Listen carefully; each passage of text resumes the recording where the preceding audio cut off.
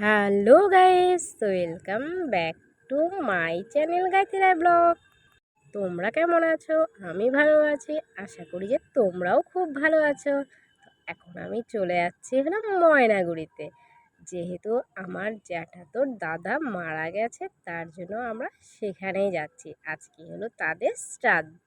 আর দেখো এখানে পাপা হলো প্রচণ্ড রাগ করেছে, আর বাবা হলো ওখান থেকে আনারস নিচ্ছে জেঠুর জন্য। কারণ কেননা জেঠু আনারস খেতে খুব ভালোবাসে।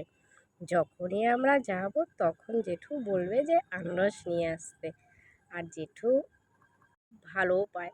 আর দেখো বাড়ি থেকে এত তাড়াহুড়া করে বেরিয়েছিলাম যে রাস্তায় এসে রেডি হচ্ছিলাম। আমরা এখন চলে এসেছি বাস স্ট্যান্ডে, তেনজিং নরক বাস স্ট্যান্ড। আর এই বাস স্ট্যান্ড তো আমি তোমাদেরকে আগেও দেখিয়েছিলাম, তো আবারও দেখাচ্ছি। আর দেখো বলতে বলতেই আমরা বাসে উঠে গেলাম। কারণ কেননা আমরা শিলিগুড়ি জংশন থেকে যাব হলাম ভোটপাট্টিতে, যেহেতু জেঠু বাড়ি ময়নাগুড়িতে আছে। আর দেখো পাপা যাই দেখে তাই খেতে চায়। এখানে হলো পেপসি পাওয়া ছিল, আর সেই দিন ছিল প্রচণ্ড গরম। তো যাই হোক, তো ভালো হলো। আর আমাদের অনেকটা সময় বাসে ওয়েট করতে লাগলো। আমাদের ভাড়া পড়েছে পার হেড 60 টাকা করে মাথা পিছু। শিলিগুড়ি থেকে ভোটপাটি পর্যন্ত 60 টাকা ভাড়া। আর দেখো এখানে পাপা হলো, ও আমাকে খাইয়ে দিচ্ছে, আবার বলছে যে আরও খাবা আরও খাবা।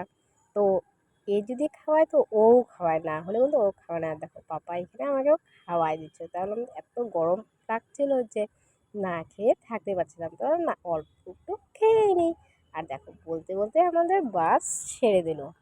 বাসে আমরা অনেকটা সময় ওয়েট করেছিলাম, কারণ কেননা বাস ছাড়তে অনেকটাই লেট হচ্ছিল। প্রথমে ভেবেছিলাম যে ট্রেনে যাব, তারপর ভাবলাম যে না, বাসে তো একবার গিয়েছিলাম, তো ট্রেনেও গিয়েছিলাম, তো ভাবলাম যে না আর একবার তোমাদের বাসের ট্যুরটাও সেরে ফেলবো সাথে।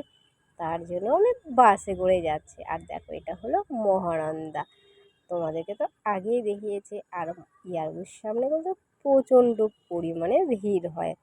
তো যাই হোক, তো খুব একটা বেশি সময় আমাদের লাগেনি, সেখান থেকে ছেড়ে দিয়েছে।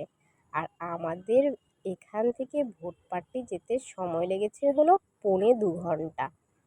তো আমাদের অত একটা জ্যামও পড়েনি, কিন্তু প্রথমে ফাটাপুকুর পর্যন্ত একটু আস্তেই চলছিল, কিন্তু যখন ফাটাপুকুর চলে আসলো তখন অনেকটাই স্পিডে ছেড়েছে। আর এটা হলো ফাটাপুকুরের টোল।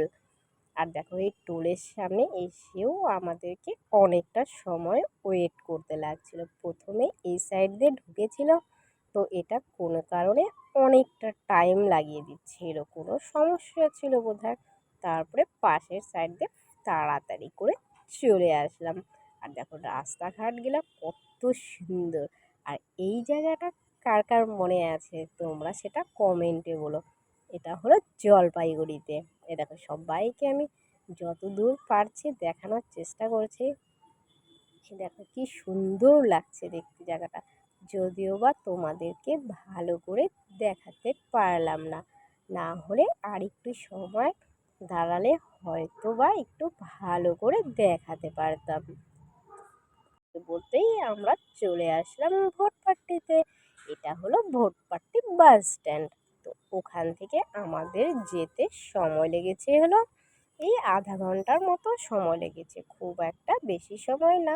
তো এখান থেকেও এই যে এটা হলো রেলগেট, রেলগেটের উপর দিয়েই আমরা সোজা চলে যাচ্ছি। আর এই সামনেই কিন্তু এই যে ট্রেন স্টেশনও আছে, বাস স্টেশন দুটোই আছে, দুটোই পাশাপাশি 5-7 মিনিটের এদিক আর ওদিক। তাছাড়া ট্রেনে আসলে অনেকটাই সময় লেগে যায়, তার জন্য একটু আমরা বাসে চলে আসলাম বলে একটু তাড়াহুড়া করে চলে আসতে পারলাম। আর যেহেতু আমাদের বেরোতে বেরোতে অনেকটাই লেট হয়ে গিয়েছিল, তো কিছু করারও ছিল না। গ্রামের পরিবেশগুলো কিন্তু খুব সুন্দর, আর কি পাটের গন্ধ, পুরো রাস্তা দিয়ে পাটের গন্ধ। আর দেখো পাপাকে কত আদর করছে, যেহেতু ও একটু রাগ করেছিল বলে তার জন্য। আর দেখো পাট ক্ষেত দেখো কত সুন্দর, খুব ভালো লাগছে। আর এবারে দেখলাম যে অনেক বড় বড় পাট হয়েছে, দেখেও ভালো লাগছে। আর দেখো এই পাশে কিন্তু একেবারেই বৃষ্টি নেই বললেই চলে। আর এখানকার লোকের কিন্তু একটু বৃষ্টিটা খুব দরকার হয়ে থাকে। ওকে বাই, দেখা হচ্ছে আবার নেক্সট ব্লগে। আমরা অলরেডি চলে আসলাম